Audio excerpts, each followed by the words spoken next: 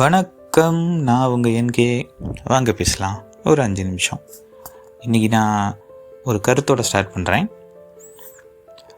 நமக்கு தெரியாத வரைக்கும், நமக்கு தெரியாதுன்னு ஒத்துக்காத வரைக்கும், நமக்கு தெரியாதது தெரிஞ்சுக்கணும்னு தெரியாமையே போயிடும். அதனால் முதல்ல நமக்கு தெரியாதுன்னு ஒத்துக்கிட்டு, நமக்கு எது தெரியும் எது தெரியாதுன்னு தெரிஞ்சுக்கிட்டு, தெரியாததை தெரிஞ்சுக்கணுமான்னு தெரிஞ்சுக்கிட்டு, அதை முறையாக எப்படி தெரிஞ்சுக்கணும்னு தெரிஞ்சுக்கிட்டா நமக்கு வர வளர்ச்சி தொடர்ச்சியாக இருக்கும்னு நம்ம தெரிஞ்சுக்க வேண்டிய விஷயம். நம்ம எல்லாருக்குமே இது ஒரு சூழ்நிலையில் நடந்திருக்கும்.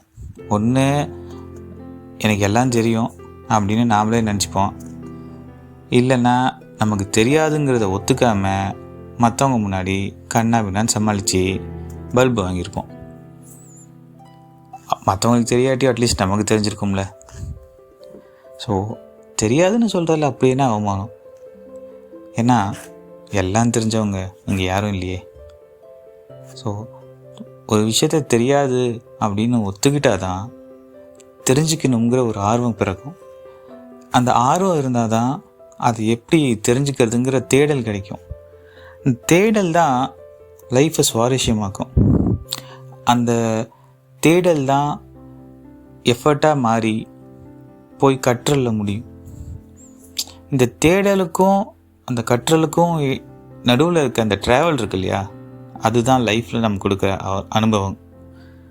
ஸோ தெரியாதுன்னு சொல்லி அவமானப்பட வேண்டாம்னு நினைக்கிறவங்க இனிமே தெரியாததை தெரிஞ்சுக்கிட்டு லைஃப்பை சுவாரஸ்யமாக்கிட்டு, தெரியாது அப்படின்னு சொல்லாமல் கண்டினியூஸாக தெரிஞ்சுக்கிட்டே இருந்தோம்னா லைஃப் போர் அடிக்காது, சுவாரஸ்யமாக இருக்கும். இன்னொரு 5 நிமிஷத்தில் பேசலாம். நான் உங்கள் என்கே.